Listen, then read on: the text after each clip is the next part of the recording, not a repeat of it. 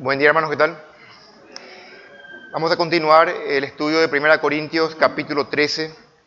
Habíamos empezado el domingo pasado, los versículos 1 al 3. Hoy vamos a estudiar los versículos 4 al 7.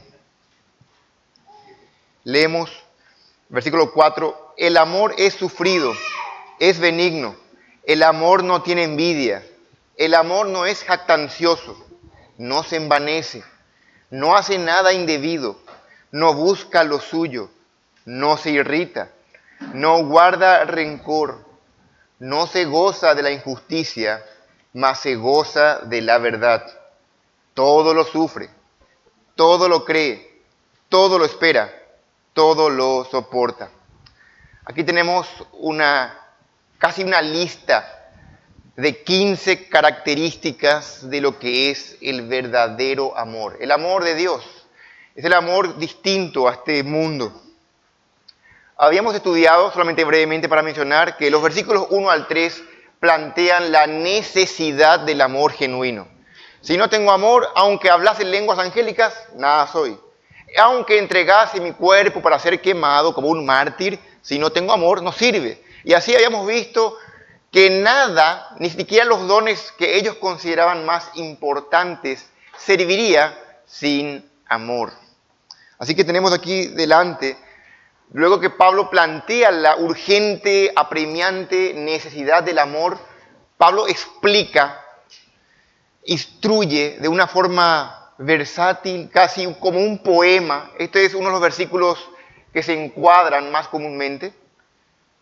Una porción hermosa de las Escrituras. Hay muchas teorías si esto se fue escrito antes y fue insertado aquí porque correspondía. No importa.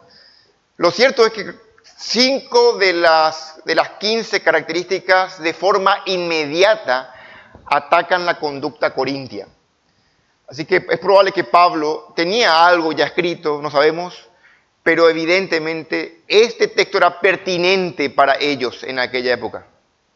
Y podemos decir que también para nosotros, que estamos siendo influenciados inconscientemente por este mundo que tiene valores opuestos a Dios, que de alguna u otra forma se las ingenia para poder vendernos las ideas, ponernos en películas, en canciones, en donde sea, lo cual penetra en nuestro ser, está en nuestra mente y vamos como que acomodándonos de lo que percibimos como amor. Y yo espero que al estudiar estos 15 atributos, 15 características del amor, aquí como están, no solamente podamos orientar nuestras mentes de forma bíblica, sino que al mismo tiempo podamos examinarnos si estamos amando genuinamente. Porque probablemente no lo estamos haciendo. Probablemente tenemos deficiencias, cosas que ajustar. Y es momento para nuevamente humillarnos ante Dios, pedir perdón y ampararnos en su gracia. Vamos a orar, hermanos, antes de empezar y que Dios nos ayude a aplicar. Padre Santo, gracias por esta mañana. Te rogamos, Señor, que tu Santo Espíritu pueda ayudarnos a comprender,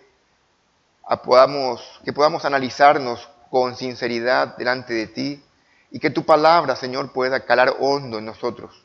Queremos ver, entender tu palabra para aplicarla. Queremos amar como tú amas, porque te amamos, Señor, y queremos honrarte. En Cristo Jesús, amén. Muy bien, hermanos.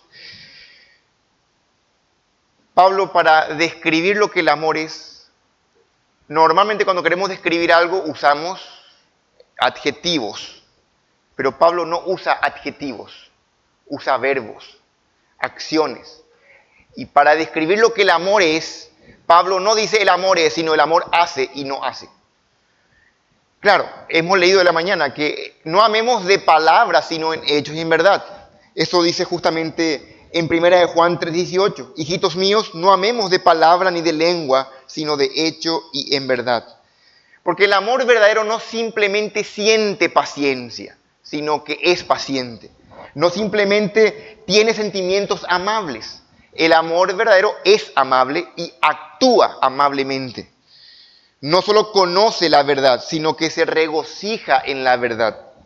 El amor es solamente amor cuando actúa. no cuando lo dice. Sin embargo, nosotros vemos, y estamos abarrotados de la cultura del supuesto amor, un amor totalmente opuesto a la Escritura. Obviamente, corazones, color rojo, ¿verdad? Abrazos, besos, palabras tiernas, romanticismo. Podría ser expresiones de amor correctamente en un sentido.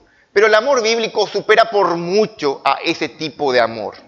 El amor bíblico, justamente los escritores habían abrazado una palabra para diferenciarse del amor secular. Y era el amor, la palabra ágape, que habíamos ya estudiado. Así que, hermanos, esta mañana, al reflexionar sobre estas características, te animo a que no solamente tomes nota de lo que significa, sino que puedas al mismo tiempo evaluar tu propia vida a la luz de esta verdad. ¿Estamos manifestando este tipo de amor hoy, en nuestro día a día? Y si no, ¿qué tenemos que ajustar ante Dios para poder hacerlo? Porque evidentemente esto es una evidencia inequívoca de la vida cristiana. El amor que está aquí plasmado evidencia a creyentes. El título del sermón esta mañana es Las características del verdadero amor. Así de simple. Vamos a ver 3 partes. En realidad son 15 puntos, pero se pueden clasificar en 3 grupos. El primero es 2 afirmaciones positivas de lo que es el amor. Pablo dice el amor es. Y luego Pablo dice 8 características negativas de lo que el amor no es o no hace. Y termina con 4 declaraciones generales. Con el todo esto, todo lo sufre, todo lo puede, todo lo espera, todo lo cree. Son 4 declaraciones casi como conclusión de lo que es el amor. Vamos a mirar entonces brevemente que el verdadero amor, 2 declaraciones, es notable que solamente usa 2, como una moneda de 2 caras. El amor es esto. Y hermanos, vamos a destinar un tiempo interesante a las primeras 2, luego vamos a ir más rápido, porque estas primeras 2, no se olviden, vamos a ver al amor de Dios. Porque es este amor, es el verdadero amor, que fue derramado en los creyentes. En cada creyente fue derramado el amor de Dios. Así que el amor de Dios está en la Escritura. Y tiene que representar a Cristo mismo. Cristo es la persona ideal que amó como está aquí descrita. Podemos leer cada característica. Podemos anteponer la frase, quien ama de verdad, así que puede poner, quien ama de verdad, punto suspensivo, y así empieza cada punto. Quien ama de verdad es sufrido. Y empieza con el primero que dice allí, el amor es sufrido. ¿Cómo puedes saber esta mañana si amas de verdad? ¿Por qué? Porque el amor, quien ama de verdad, es sufrido. Aquí la palabra es paciente. Pero se usa esta palabra para diferenciarse, no es paciente con las circunstancias adversas, es paciente con las personas.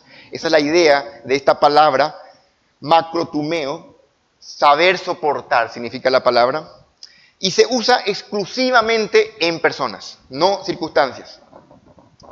La paciencia que el amor tiene es una habilidad de ser molestado una y otra vez por una persona sin reaccionar, sin enojarse. Yo pienso yo no pienso así, wow. Hay cosas que me molestan de instantáneamente. Y vos puedes pensar en cosas que te molestan. En el tráfico, por ejemplo. Cuando alguien maneja mal, te molesta instantáneamente, ¿verdad? Uno puede pensar en tantas cosas que nos molestan hoy día. Te quitan de quicio rápido, ¿verdad? Pero quien ama de verdad es sufrido. Dios es sufrido, hermanos.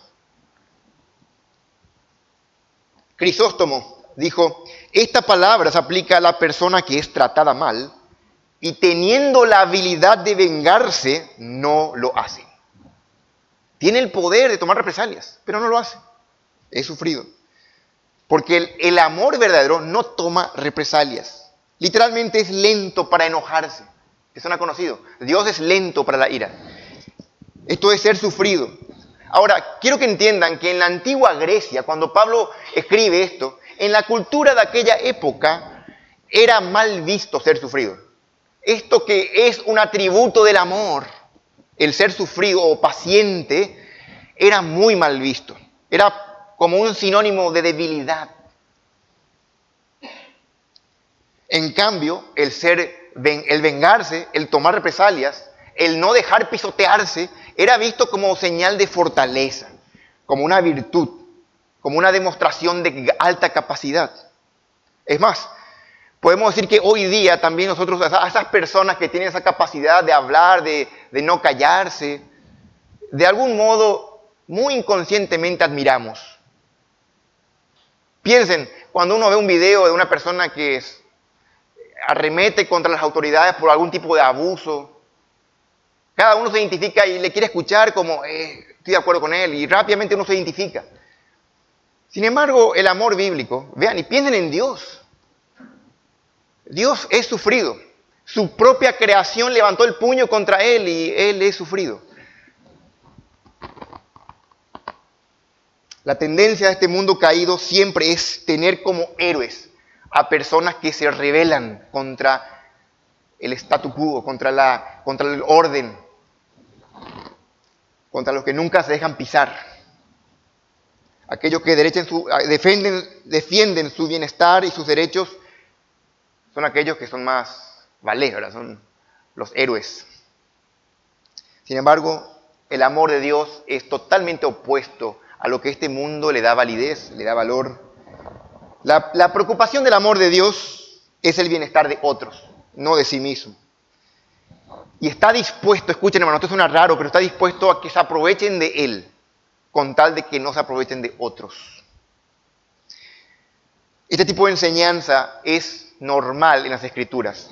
Pablo enseñó en Romanos 12:17, no pagar a nadie mal por mal, no ser vencido de lo malo.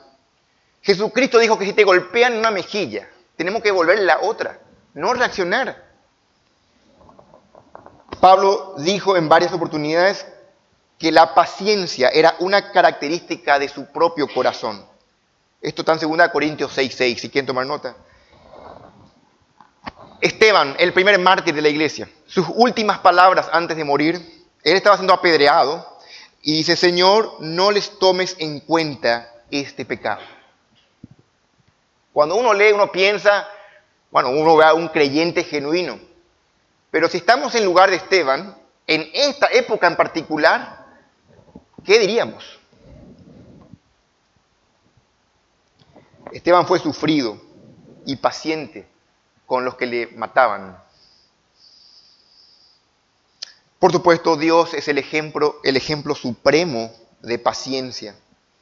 Pedro dice en 2 de Pedro 3:9, el Señor no retarda su promesa, según algunos la tienen por tardanza, sino que es paciente para con nosotros, no queriendo que ninguno perezca, sino que todos procedan al arrepentimiento. Vemos movimientos ateos, apóstatas, cualquier tipo de herejía, y sin embargo Dios no envía un trueno, un rayo para aniquilar a ese ateo. Dios es paciente, es sufrido. En Romanos leemos que Dios pasó por alto a fin de manifestar su gracia en este tiempo. Hermanos, el amor refleja a Dios. El amor es sufrido, es paciente. En segundo lugar, esta es la primera característica. Pero la segunda característica afirmativa que Pablo da del amor es complementaria a ser sufrido y es benigno. El amor es benigno. Quien ama de verdad es benigno. Así como la paciencia no toma nada de otros o soporta a otros, la benignidad da a otros. No solamente se deja aprovechar, sino que otorga generosamente. Esto es ser útil, servicial, afable. Es una palabra difícil de pronunciar en griego. No es solamente sentirse generoso, sino que es ser generoso, actuar generosamente hacia otros. No solamente desea el bienestar de otros, sino que trabaja por el bienestar de otros. Cuando Jesús mandó a sus discípulos, ¿se acuerdan este mandamiento? Y al que te quiera poner en pleito y quitarte la túnica, déjale también la capa. Y a cualquiera que te obligue a llevarte una carga, una milla, ve con él 2. Estos versículos nos molestan, ¿verdad? Es como que Entonces van a aprovecharse de nosotros, decimos. Y sí, para este mundo, hermanos, el amor bíblico es ridículo. El amor bíblico es ser débil, es ser tonto, es ser duro, para el amor bíblico. Pero para Dios es la virtud que demuestra el corazón de Dios. ¿Qué es Dios entonces? Si nosotros nos rebelamos ante Él, ante su santidad, y seguimos vivos, y Él nos renueva cada mañana su fidelidad, ¿es acaso Dios duro? Dice aquí en Romanos 2:4, Pablo hablando acerca de la benignidad de Dios, o menospreciáis las riquezas de su benignidad, paciencia y longanimidad, ignorando, dice Pablo, que su benignidad te guía al arrepentimiento.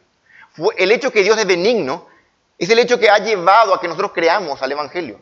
No fue nuestra capacidad. A Tito, Pablo le dijo, pero cuando se manifestó la bondad, noten esto, la bondad de Dios nuestro Salvador y su amor para con los hombres. ¿Cuándo fue eso? Cuando nos salvó, no por obra de justicia que nosotros hubiéramos hecho, sino por su misericordia, por el lavamiento de la regeneración y por la renovación del Espíritu Santo, el cual derramó en nosotros abundantemente por Jesucristo, nuestro Salvador. La benignidad de Dios se evidencia en la salvación. Que nosotros, siendo aún pecadores, Cristo murió por nosotros. El amor ama cuando no es merecido. Hay amor cuando somos detestables. Así que la prueba para nosotros es hacer cosas bondadosas y útiles para otros, aun cuando no se lo merezcan. Recuerden que ama a tu enemigo, está en la Escritura. Para los corintios, este mandamiento significó abandonar sus actitudes egoístas, celosas, maliciosas, orgullosas y adoptar espíritu de bondad hacia sus hermanos. Eso permitiría, entre otras cosas, que ellos usaran sus dones para edificar la iglesia, para otros, y no para engrandecerse ellos mismos. Así que la persona que ama de verdad es bondadosa. Y eso se manifiesta en actos de amabilidad, de generosidad hacia otros. Así que hemos visto como una moneda de dos caras, la paciencia y la bondad. Esto es, sufre todo y da todo. Esto es el amor genuino, totalmente opuesto al mundo. Ahora Pablo, para que no quede dudas, va a dar 8 negativos de lo que no es o no hace el amor. Empieza Pablo diciendo lo que el amor no hace, no tiene envidia, el primer negativo. La persona que ama de verdad no envidia, no sospecha, no desconfía de quien ama.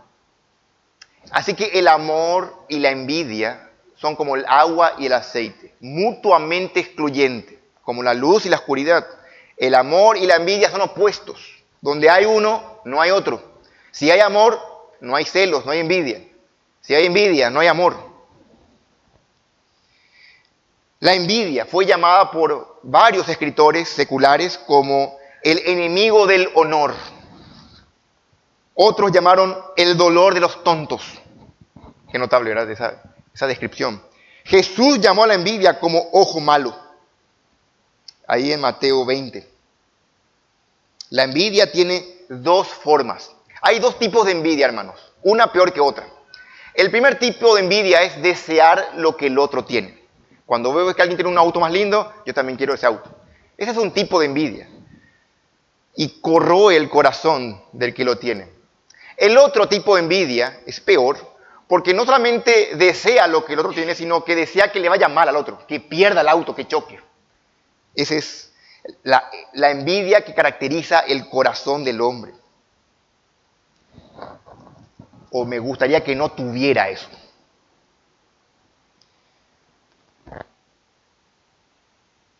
Ese tipo de envidia es el que Salomón, el rey Salomón, descubrió que tenía la mujer. ¿Se acuerdan que vinieron 2 mujeres?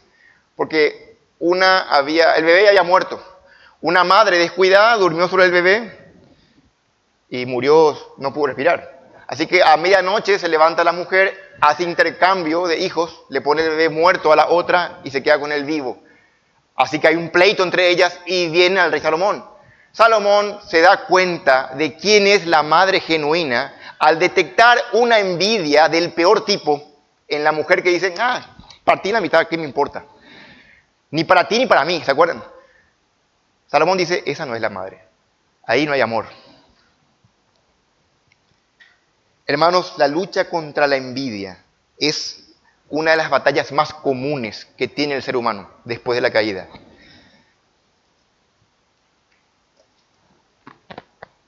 Porque siempre va a haber alguien que es mejor que nosotros en cualquier aspecto, o tiene el potencial de ser mejor que nosotros. Eso es normal. Y si somos competitivos, peor. Así que tenemos que luchar en nuestro corazón constantemente, día tras día, momento a momento, contra esa idea. Y el amor, sin embargo, no se preocupa de tales cosas. El amor procura que todos le superen. Qué notable que la raíz de la palabra envidia está escrito con Z, o sea, es celo con doble O, y significa tener envidia. Pero de esa palabra se transliteró al español la palabra celo. Tener envidia, tener celo es tener envidia. Y habla, literalmente significa tener un intenso deseo. Es algo con mucha intensidad. Y en el contexto inmediato, vean ahí el 12:31, el capítulo 12, versículo 31, procurad pues los dones mejores. Allí la idea es, esta palabra procurad, miren, da la idea que ellos estaban con mucha intensidad procurando el don de lenguas o el don de milagros, porque querían sobresalir. Y Pablo usa esa intensidad y la incorpora en este versículo de el amor no tiene envidia, no es celoso. Así que la envidia no es un pecado inofensivo, ni siquiera moderado. Es un pecado grave. Eva tuvo envidia de Dios, si podemos decir de una forma, cuando seréis como Dios. Caín tuvo envidia de su hermano y lo mató. Los hermanos de José tuvieron envidia de José y lo vendieron como esclavo. Y podemos rastrear así casos tras casos. Los que eran colegas de Daniel en su tiempo en Babilonia tuvieron celos de él y lo enviaron al foso de los leones. Mintieron para que se le envíe al foso de los leones. La envidia es un pecado enormemente grave, perjudicial, corroe el corazón, centra el egoísmo en su máximo esplendor. En un gran contraste tenemos a otros que no tuvieron envidia y que tenían, por así decir, la excusa para tenerlo. Jonatán, ¿se acuerdan? Jonatán fue amigo de David y dice la Biblia que Jonatán amó a David con el amor bíblico. Y la idea es que Jonatán, siendo hijo del rey Saúl, era heredero al trono, pero David apeligraba el reino. Y sin embargo no le importó a Jonatán. David era mejor guerrero que Jonatán. Las mujeres cantaban, Saúl mató a sus miles y David a sus 10,000. Jonatán había escuchado eso, de que se cantaba que su papá era menor que David. No le importó, Jonatán amó a David. Tenía, entre comillas, excusa para ser egoísta, o mejor dicho, ser envidioso, para estar enojado o molesto con David. Él amó a David.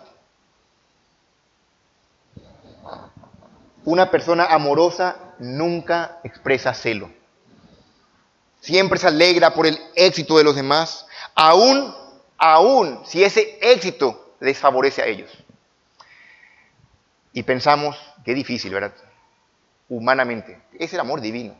Es un amor que Dios tuvo que, en su misericordia, derramar en nuestros corazones para que podamos expresarlo. No es humano, no es de esta cultura. En cuarto lugar, vamos a decir lo que voy diciendo del 1 al 15, las posiciones. En cuarto, el amor no es jactancioso. Esto significa hablar con presunción. O sea, el amor no hace alarde de sus logros. notable que se complementa con la envidia, la jactancia. Le muestro cómo. La envidia trata de algún modo que le vaya mal a otros.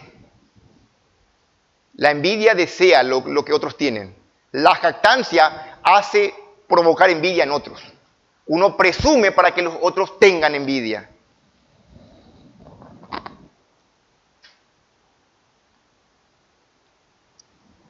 El que tiene jactancia quiere ser el centro de todo. El que ama no busca ser el centro de todo, sino que pone al ser amado en el centro. C.S. Lewis dijo que la jactancia es el mayor mal. Es la personificación del orgullo, que es la raíz de todos los pecados. Dice él, la jactancia nos pone a nosotros los primeros.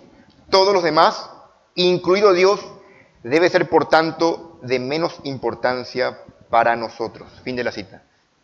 Para pensar, la jactancia es característico de un corazón pecaminoso. Quiere despertar en otros el mal. Y nosotros que no tenemos ningún motivo para jactarnos, tenemos la fuerte tendencia a querer jactarnos. Pero ningún motivo.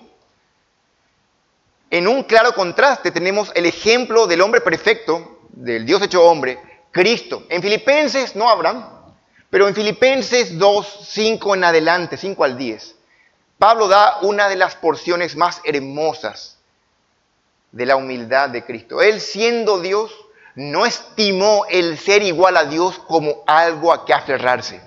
Vean, él tenía motivo para jactarse, pero siendo Dios, se humilló a sí mismo, tomando forma de siervo, hecho semejante a los hombres. Y estando en la condición de hombre, se humilló hasta lo sumo, hecho obediente hasta la muerte y muerte de cruz. ¿Cristo tenía motivo para jactarse? Claro que sí. Y no lo hizo. Y nosotros que no tenemos motivo, somos los que más tendencia tenemos a jactarnos. Qué irónico que odiamos la arrogancia y la presunción en otros. Cuando ves a alguien presumido, arrogante, qué molesto que es. Sin embargo, todos nosotros tenemos la tendencia casi inconsciente de querer presumir cualquier cosa. Sin embargo, el amor que viene de Cristo nos puede salvar de ese tipo de presunción, de presumir acerca de nuestro conocimiento, habilidades, dones, logros, ya sea auténticos logros o imaginarios. En la gracia de Dios, Dios nos libra de tal cosa. En quinto lugar, el amor, hermanos, el amor, quien ama de verdad, no se envanece. El amor no es arrogante, no se siente superior, ni es orgulloso. Los corintios, si vemos un poco el contexto de ellos, en el capítulo 4, Pablo les dice a ellos que, yo les leo del capítulo 4 en adelante, 4:6, para que nosotros aprendáis a no pensar más de lo que está escrito, no sea que por causa de uno os envanezcáis unos contra otros. Porque ¿quién te distingue? ¿O qué tienes que no hayas recibido?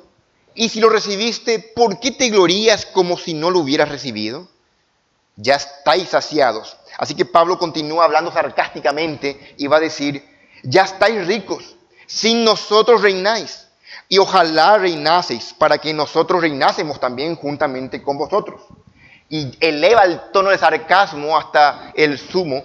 Y dice Pablo, nosotros los apóstoles somos insensatos por amor de Cristo, mas vosotros prudentes en Cristo.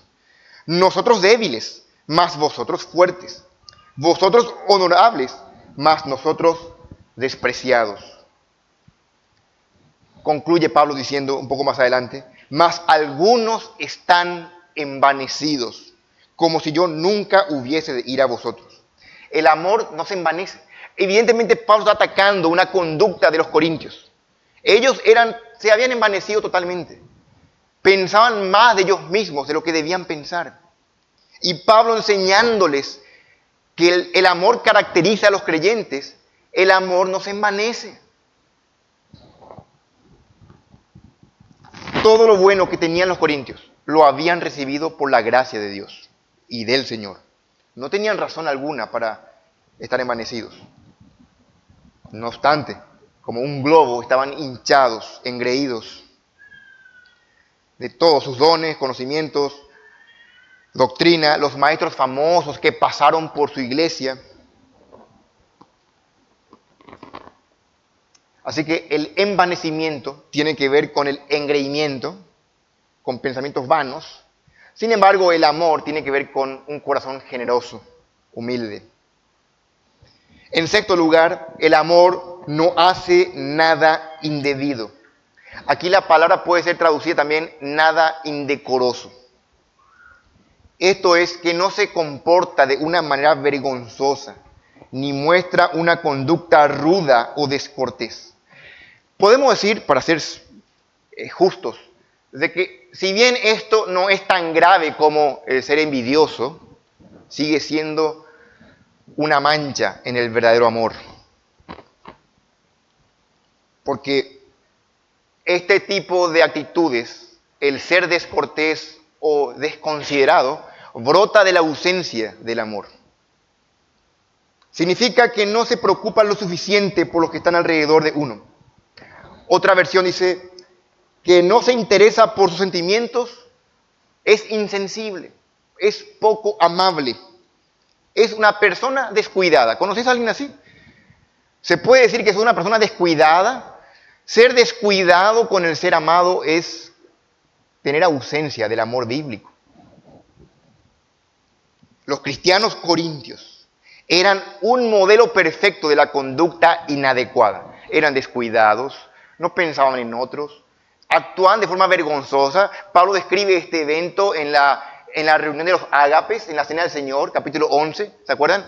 Que ellos se adelantaban para tomar su comida cada uno y no le esperaban a sus hermanos. Qué terrible, qué bochorno. Cada uno se adelanta a tomar su propia cena. Y uno tiene hambre y el otro se embriaga.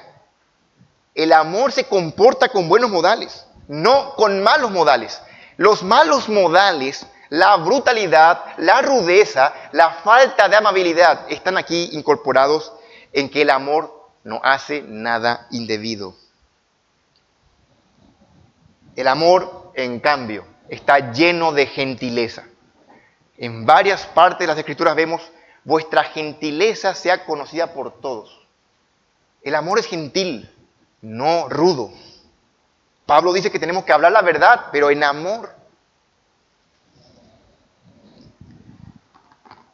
Obviamente esa gentileza debe comenzar con nuestros hermanos en la fe. Y no debería acabar allí, debería trascender las fronteras. Alguien preguntó el domingo pasado si ese amor debería ser característico de los cristianos entre hermanos. Claro que sí, debería empezar, pero no terminar allí, sino que trascender la frontera de la iglesia e ir a incrédulos. Es así como ganamos al mundo, predicando el evangelio, amándoles, así como Cristo nos amó.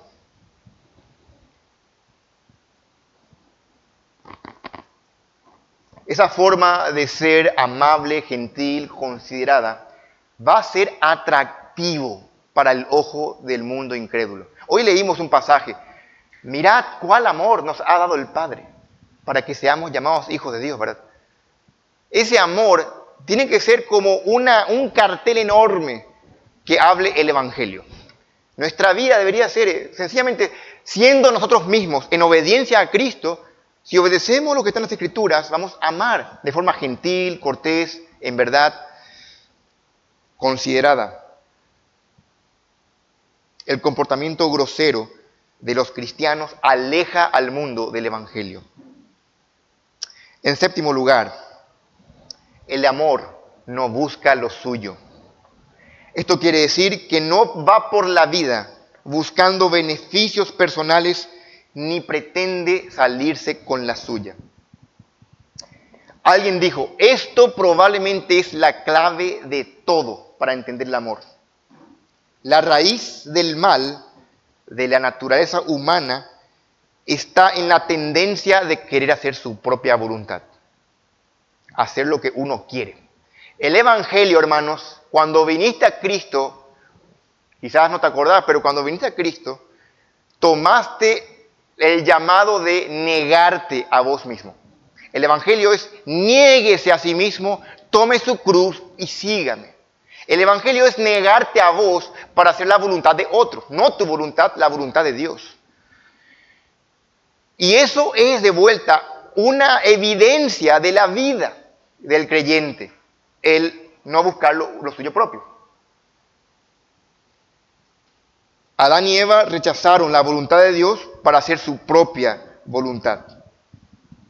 Dice alguien, el yo de Adán tomó el lugar de Dios. Eso es lo opuesto a la justicia y lo opuesto al amor. El amor no está preocupado por sus propias cosas. Abran conmigo brevemente en Filipenses 2:4. Un versículo complementario de esta verdad.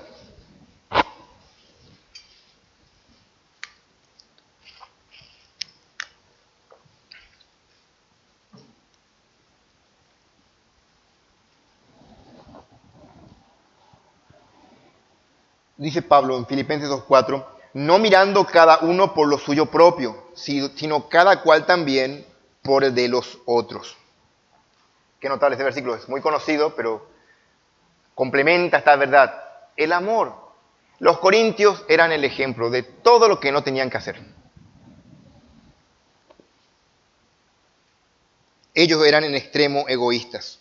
No usaban sus dones para edificar la iglesia, sino para promoverse a sí mismos, para ser alguien. Jesús, hermanos, si podemos ver otro ejemplo de esto, Él no vino para ser servido, Él vino para servir. Él dio su vida en rescate por nosotros. Podemos ver en cualquier aspecto de la vida de Cristo este tipo de amor, no buscando lo suyo. Él nunca buscó su propio bienestar. Cristo es la encarnación del amor. En octavo lugar, el amor no se irrita. Y quiero leerles una frase de alguien que me llamó mucho la atención. Dice, donde arde la llama del amor, no se encienden fácilmente las llamas del furor. Y si llegan a encenderse de pronto, no tardan en apagarse. El amor no se irrita. Para hacer justicia con los corintios, hasta aquí, hasta el séptimo, era problemas de los corintios. Según la carta, la evidencia que hay en la carta de 1 Corintios. A partir de aquí en adelante, no sabemos, puede que sí también, pero son más generales. El amor no se irrita. Esto, no hay evidencia en Corintios acerca de esto.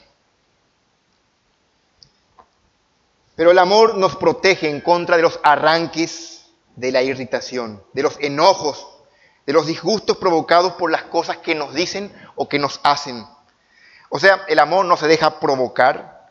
Es como muy complementario el amor y sufrido, ¿verdad? Se parecen mucho. Nada más que uno está en forma positiva, el amor es sufrido, y aquí en esto no se irrita, en forma negativa. Ahora, Pablo no descarta que la indignación, escuchen, es correcta. Un creyente, claro que puede irritarse, enojarse, airarse contra el mal. Más adelante va a decir que el amor no se goza de la injusticia. Obviamente, cuando ve algo injusto no se goza, ¿eh?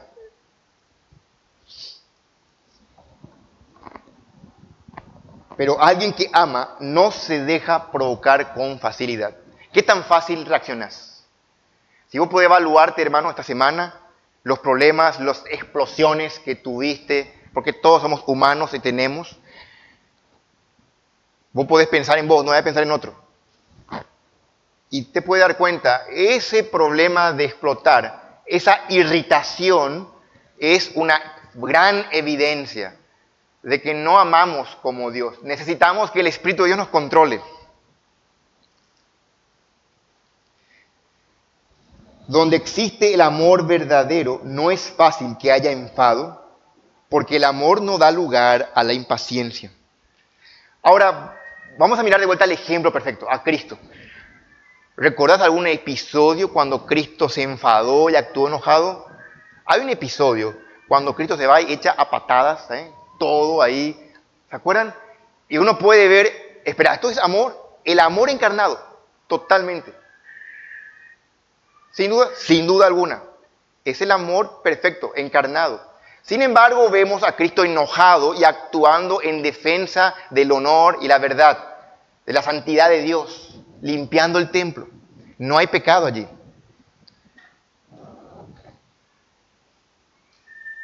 Pablo también se enojaba, pero Pablo se enojaba cada vez que el nombre o la santidad de Dios estaba en juego. Van a notar, hermanos, que a Pablo le machacaban todo el tiempo. Decían que era feo, enano, que no tenía presencia, que no hablaba bien. Pero de ninguno de ese tipo de cosas Pablo se defiende, a no ser que el evangelio esté en juego. Eso nos hace ver a nosotros, hermanos, no debemos defendernos a nosotros mismos, a no ser que el evangelio esté en juego. El amor no se defiende, a menos que la santidad de Dios, o Dios, el evangelio, necesite una defensa. El amor nunca reacciona en defensa propia, y menos con represalias. Irritarse es una de las formas de buscar lo suyo, dice alguien. Si te pones a meditar bien, uno se irrita cuando las cosas no salen como vos querías. Yo puedo imaginar cuando las cosas no se dan como yo pienso, me enojo, me pongo nervioso. Pero eso es un corazón zapateando internamente, un capricho. La persona que busca salirse con la suya siempre se enoja con facilidad. A mí me golpeó muy fuerte esto, no sé a vos. Uno piensa en esto y necesitamos que cuando vemos esto, el evangelio permee esas áreas de nuestra vida. El amor considera que nada es su derecho, sino que todo es su obligación. Si lo ponemos bien en perspectiva, hermanos, estamos nosotros camino al infierno. Éramos merecedores de la ira de Dios, hijos de ira, lo mismo que los demás. Sin embargo, el amor de Dios se manifestó salvándonos, bendiciéndonos con toda bendición espiritual en los lugares celestiales. Y como si fuera poco, se nos da el privilegio de servir con dones y capacidades de lo alto, gozando al hacerlo, dándonos Dios todas las cosas buenas para que las disfrutemos. ¿Qué merecemos? Nada. ¿Qué obtuvimos? Todo. Entonces, ¿qué actitud tendríamos? El creyente que sabe estas verdades actúa en humildad, gobernado por la gracia de Dios, no reclama nada, sino que se siente obligado por todo. Pablo decía que se sentía obligado de predicar el evangelio. El amor te constriñe, ¿se acuerdan que una fuerte presión? Pensando esto, que si uno murió por todos, luego todos murieron. De modo que el que vive ya no vive para sí. En noveno lugar, el amor no guarda rencor. Logizomai, la palabra, es un término contable que se usa para llevar registros o las cuentas en un libro de contabilidad. El propósito de escribir los asientos contables es tener un registro para poder luego consultarlo y no olvidar. Usar esos registros para un fin. En el negocio es muy importante. Pero en el trato unos con otros no sirve sino para amargarte la vida y pecar.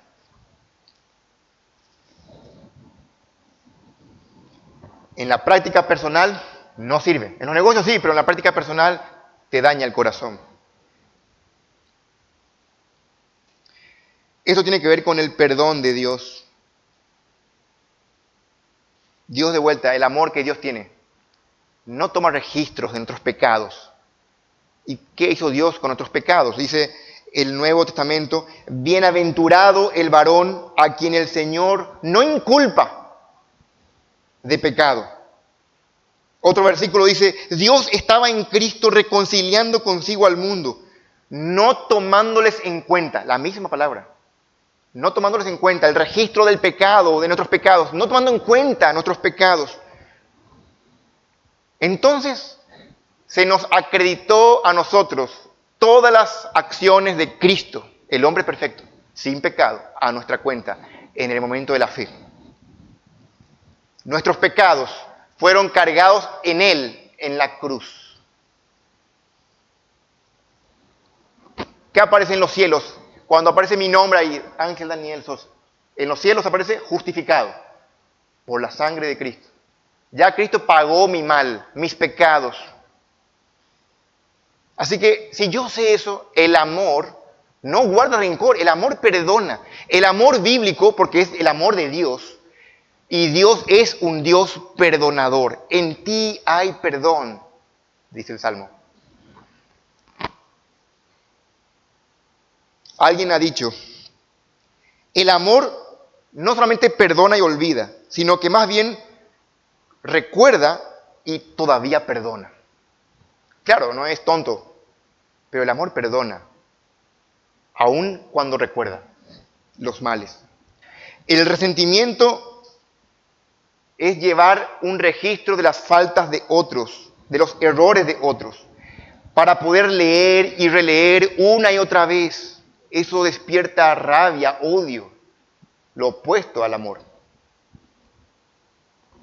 Sin embargo, la idea del amor bíblico no permite que el mal crezca. Como un jardinero no permite que el yuyo crezca en su jardín, el creyente no debe permitir que el rencor, la rabia, broten en su corazón. Encomenda a Dios. En 10º lugar, el amor no se goza de la injusticia. Y este es el 8º negativo, hermanos, pero está en un perfecto equilibrio con una afirmación que lo complementa. Dice, sino que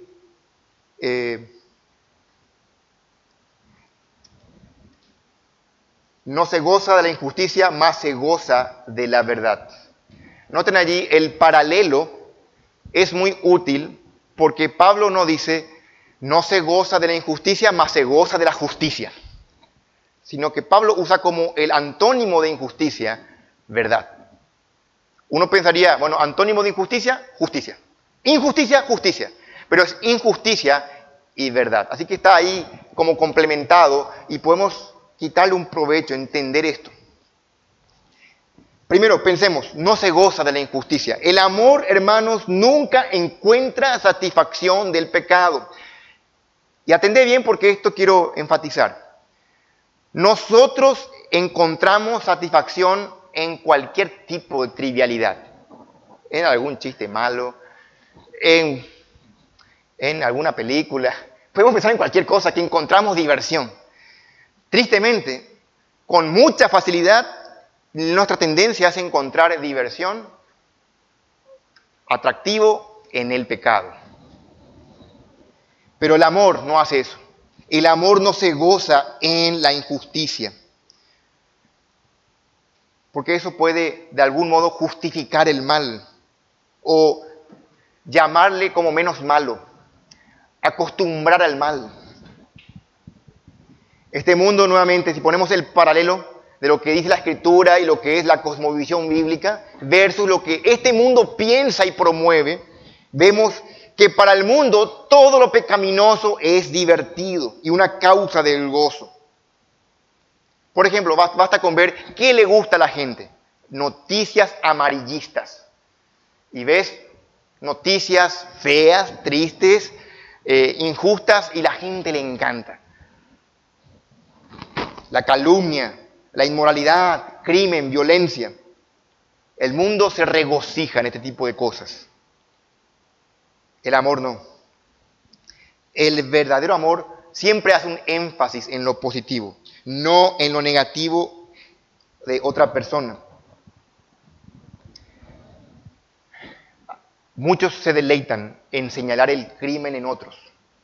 Los que tienen hijos pueden ver cuando un hermanito le delata a su otro hermanito. Hay un deleite en el hermanito en decir, él hizo eso, ¿verdad? Y esperando que el papá le castigue y él es bien. Ese hijo también merece castigo, le falta amor. El amor cubre las faltas, no apaña, pero cubre las faltas. Nunca enfatiza el mal en otros.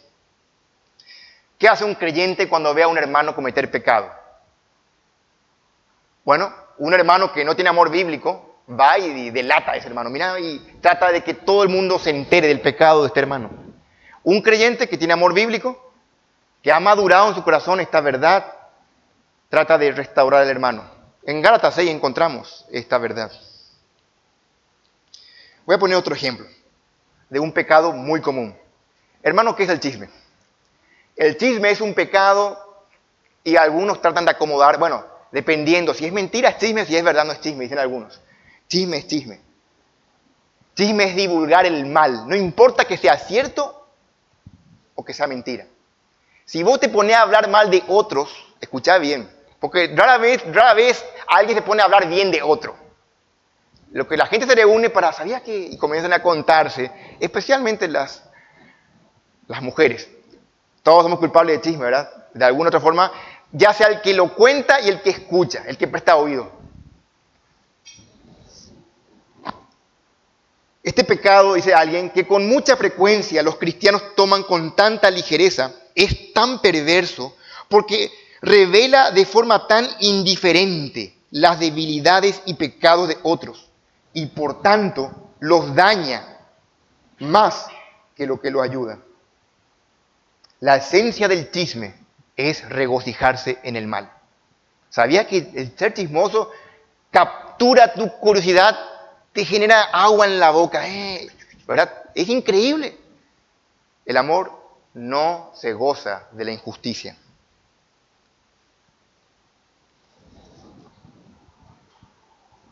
El pecado no puede producir otra cosa más que daño. En el inconverso, el pecado es evidencia. En una persona inconversa el pecado es evidencia de que es esclavo del pecado. Pero en un creyente el pecado es evidencia, este tipo de pecado especialmente, de falta de amor. De que le falta el amor de Dios. De que tiene que calibrar sus relaciones. Pero dijimos, no se goza de la injusticia y ahora complementa, más se goza de la verdad. Esto es una afirmación. El amor también es sincero. En 11º lugar sería el 11. Después de Pablo mencionar 8 cosas de que el amor no hace, Pablo procede, antes de concluir, Pablo procede a decir esta afirmación. El amor se goza de la verdad. Aunque parece extraño el contraste entre la injusticia y la verdad, Pablo hace esto para demostrar la verdad de Dios, su palabra. La palabra, hermanos, revelada de Dios es la verdad. La justicia está basada en la verdad de Dios. Y nunca puede existir la justicia aparte de la verdad. No puedes reclamar injusticia si negas la Biblia. El amor siempre se regocija. Hermanos, esto es muy importante. ¿En qué se regocija el amor? Claro que se regocija el amor. En la verdad revelada de las Escrituras. En lo que la Biblia muestra. Nunca en la falsa doctrina. Cuando encontrás falsa doctrina, es normal que actúes con bronca, con una ira santa, que trates de evitar el peligro para los tuyos, de mostrar, de corregir, confrontar el error si es necesario, pero en la verdad tenés que gozarte. Si vos estás sentado allí y estás escuchando que la Escritura es predicada fielmente y la verdad es bíblica, estás allí evaluando, tu corazón debe ser gozarse. Deberías gozarte en la verdad y que el Señor aplique a tu corazón. Obviamente el amor nunca tolera doctrina errada. No tiene sentido decir, no importa que las personas no estén de acuerdo con nosotros en la doctrina. Lo que importa es que las amemos. Imagínense que digamos eso, no importa que ellos crean esto, o que los católicos, o que los mormones, hay que abrazarnos entre todos. Eso no es amor. Eso es ecumenismo. El amor nunca abandona la verdad. El amor es amor sin abandonar la verdad. Obviamente lo que crean los incrédulos, si es incorrecto, afecta a sus almas. Noten esto, Juan dice, esto es el amor. ¿Qué cosa? Que guardemos, que andemos en sus mandamientos. Amor y verdad están entrelazados. Si vos buscas tener comunión con alguien que no cree en la Trinidad, eso no es amor. De hecho es odio, porque se va al infierno y no te importa. Amores, dice, fieles son las heridas del que ama. Tener que decir la verdad aunque le duela. Obviamente en amor, tratar de predicar, orar por él. Termina esta porción del amor. Pablo da en el versículo 7 4 características como de remate. Y se caracteriza porque en cada una de ellas incluye la palabra todo. Todo, 4 veces todo. Algunos expertos en griego han dicho que aquí hay un quiasmo. El 1 y el 4 van juntos y el 2 y el 3. El 1 y el 4 hablan del presente y el 2 y el 3 hablan del futuro. Interesante para pensarlo. Vamos a leer el 7, dice, todo lo sufre, todo lo cree, todo lo espera, todo lo soporta. MacArthur dice, el versículo 7, Pablo presenta 4 hipérboles sobre el amor. Las 4 cualidades mencionadas están tan íntimamente relacionadas entre sí y aparecen en un orden ascendente, como una escalera, 1, 2, 3, 4. Todo lo sufre, se parece al primero que vimos, el amor sufrido. Todo lo sufre. Aquí significa básicamente cubrir. El amor todo lo cubre o todo lo soporta. Así que la idea es, el amor protege. Protege de burlas, riesgos, daños. Ya dijimos, el amor no chismea el error de otros, no está publicando el mal en otros, porque el amor protege. Sufre el agravio, el amor.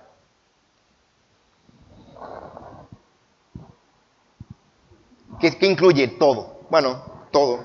Insultos, heridas, estafas, desilusiones. El amor lo soporta todo. Obviamente, no protege el pecado, pero está muy dispuesto a proteger al pecador. Hay que distinguir, hermanos. No el pecado se trata bíblicamente, como la Escritura manda.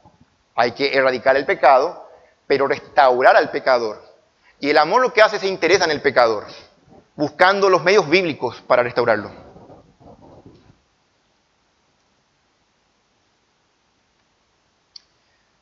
Nuestra naturaleza, sin embargo, tiene una tendencia perversa, llamativa. Nuestra inclinación natural es a dañar. Hay un placer perverso, dice alguien, en dar a conocer las faltas de otros. Eso es lo que hacen las habladurías atractivas del chisme. Los fariseos, por ejemplo, tenemos que pensar, ellos le daban muy poca atención a la gente del pueblo, a menos que la gente pecara. Ellos, toda la atención era sobre ellos mismos. Y cuando ponían su atención en alguien del pueblo, era para exagerar el mal, para ellos engrandecerse a costa de pisar al otro.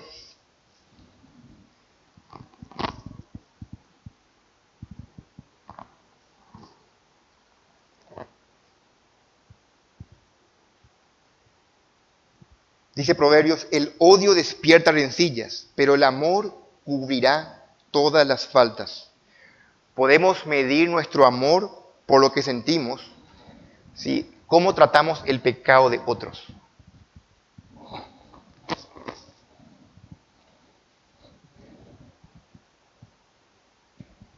El amor carga con el pecado de otros, hermanos. Cristo lo hizo, el hombre perfecto. Ciertamente llevó Él nuestras enfermedades y sufrió nuestros dolores por nuestros pecados. Él cargó nuestros males. Obviamente no somos Cristo, pero ejemplo tenemos a seguir sus pisadas en cómo tratar al semejante. En primer lugar, entonces, de los 4 últimos, vimos el amor todo lo sufre. En segundo, de los 4, el amor todo lo cree. El amor genuino cree todo. Obviamente, no es que es ingenuo, porque para poder tener discernimiento entre que el amor no se goza de la injusticia, tiene que diferenciar. ¿A qué se refiere entonces cuando dice que el amor todo lo cree? Esto significa a que el amor siempre piensa lo correcto de las personas. Está pensando lo correcto, siempre está creyendo que uno es creyente y que se va a arrepentir y que vas a actuar obediente a las Escrituras. El amor cree eso.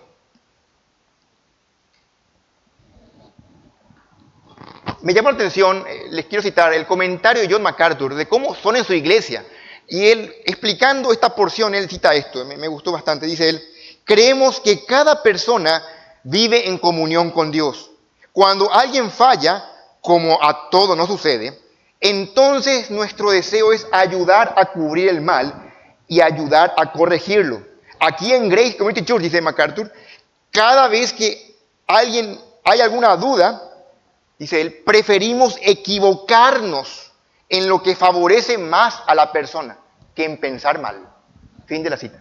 El amor todo lo cree. El amor siempre piensa lo correcto de alguien. Y si sos creyente, yo espero que como sos creyente vas a arrepentirte o vas a ser fiel a Dios, temeroso del Señor. El amor cree eso.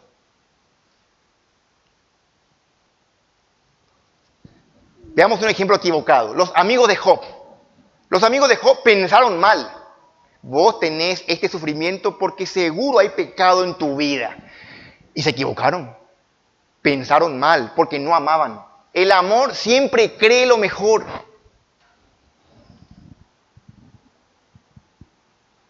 Job mismo dijo que no entendía por qué estaba sufriendo de forma tan terrible, pero sabía que no era por causa de sus pecados. Él dijo, he aquí, yo conozco vuestros pensamientos, les dijo, y las imaginaciones que contra mí forjáis. Job 21. No le dieron a Job el beneficio de la duda, porque no le amaban verdaderamente.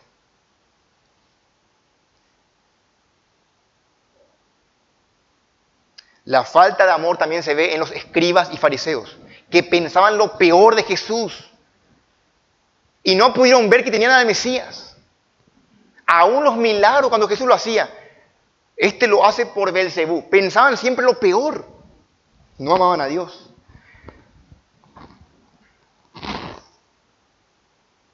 El amor es un refugio de confianza. Cuando la confianza se quiebra, la primera reacción del amor es curar y perdonar. Dice Gálatas 6:1, hermanos, si alguno fuere sorprendido en alguna falta, vosotros que sois espirituales, restauradle con espíritu de mansedumbre, considerándote a ti mismo, no sea que tú también seas tentado. Creer está muy relacionado con lo que sigue después, con esperar. Todo lo cree porque todo lo espera. No cree fácilmente en lo malo. Aquí la idea es, todo lo cree, pero no cree todo lo malo de alguien cuando se los cuenta. Y si es cierto y si hay evidencia que lo comprueba, el amor cree que esta persona se va a arrepentir. Se inclina a pensar mejor. El amor todo lo cree y todo lo espera. Nunca pierde la esperanza. Nos lleva al siguiente punto. El amor todo lo espera. No pierde la esperanza. Por eso dice alguien que el 2 y el 3, todo lo cree y todo lo espera, están relacionados con el futuro. Hace pensar eso, ¿eh? Aun cuando hay evidencia de pecado,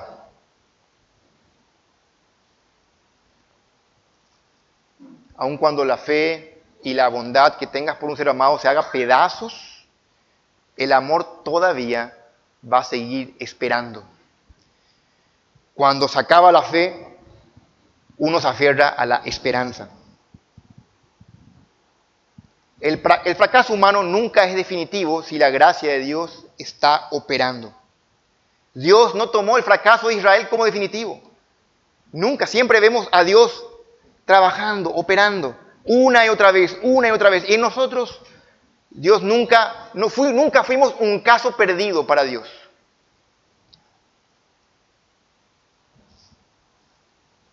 La cuerda del amor, dice alguien, no tiene límites en cuanto al futuro.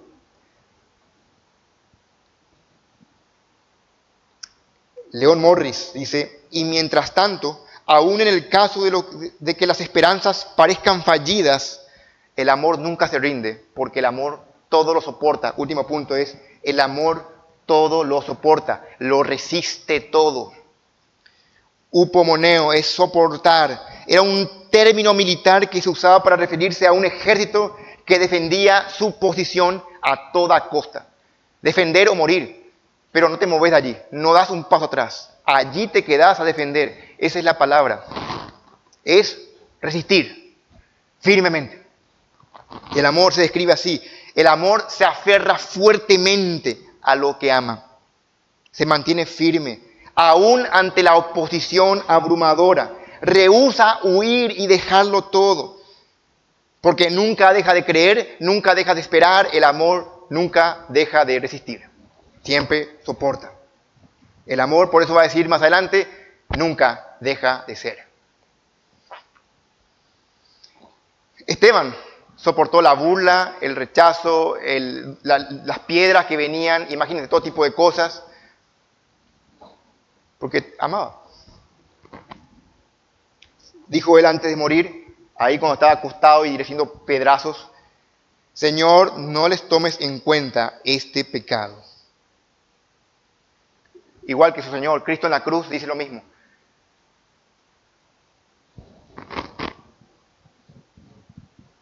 Quien ama de verdad soporta el peso del sufrimiento y muestra paciencia y perseverancia cuando está bajo una fuerte presión.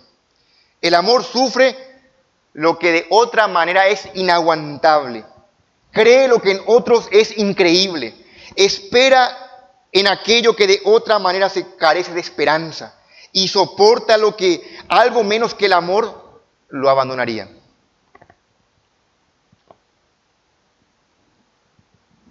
Después de que el amor lo sufre, cree. Después que cree, espera. Y después de que espera, soporta.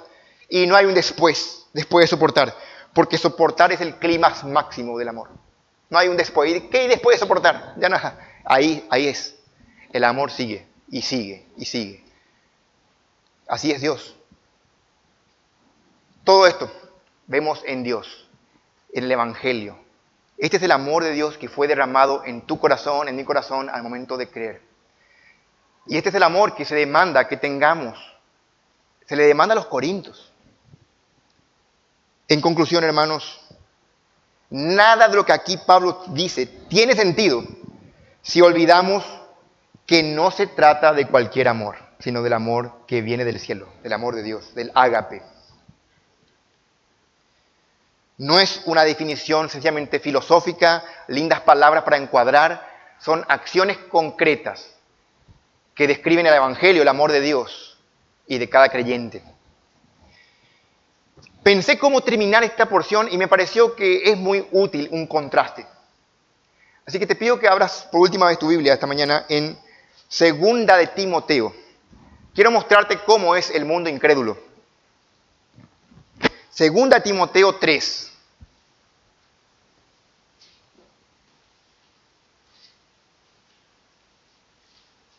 Ya vimos lo que el amor es y que el creyente debe amar de tal forma. Te voy a mostrar lo que Pablo dice de cómo es el mundo. Segunda Timoteo 3:1 dice, también debes saber esto, que en los postreros días vendrán tiempos peligrosos, porque habrá hombres amadores de sí mismos, avaros, vanagloriosos, soberbios, blasfemos, desobedientes a los padres, ingratos, impíos, sin afecto natural, implacables, calumniadores, intemperantes, crueles, aborrecedores de lo bueno, traidores, impetuosos, infatuados, noten esto, amadores de los deleites más que de Dios. En un claro contraste, el mundo es descrito como hombres que se aman a sí mismos, que aman los deleites más que a Dios, versus lo que Pablo está poniendo aquí esta mañana, el verdadero amor, que no busca lo suyo, que no se irrita, que no guarda rencor, que todo lo sufre, todo lo puede. Hemos visto tanto, 15 características del amor verdadero. Que Dios permita, hermano, que te puedas evaluar y ver dónde estás parado. Obviamente, si hay mal, si hay error que corregir, tienes que saber que este amor está primero en Dios y Dios es perdonador. Claro que va a perdonarte esta mañana. Él va a restaurar la comunión. Si tienes una comunión rota con Dios, puede restaurarla si caminas en obediencia. Que Dios aplique su palabra a nuestros corazones. Oramos. Padre Santo, Señor, te agradecemos por tu palabra. por tu amor, Señor, que fue derramado en nuestros corazones a través de tu Espíritu. Al entender un poco más de tu amor, Señor, podemos decir gracias por el sacrificio perfecto de Cristo en la cruz, por amarnos tanto, Señor. Siendo inmerecidos, siendo pecadores y rebeldes, tú decidiste amarnos. Y nosotros ahora, Señor, en tu gracia somos salvos de la ira venidera. Y siendo salvos, queremos servirte con un corazón puro, sincero, y nos damos cuenta que nos cuesta amarnos unos a otros con tu amor. Danos sabiduría para aplicar estas verdades en nuestro corazón, corrígenos con tu espíritu, ajusta en nuestra vida lo que hay que ajustar para poder amar de esta forma, Señor. Porque es la ética cristiana, es vivir conforme a ti te agrada. Gracias, Padre, por tu palabra, en Cristo Jesús. Amén.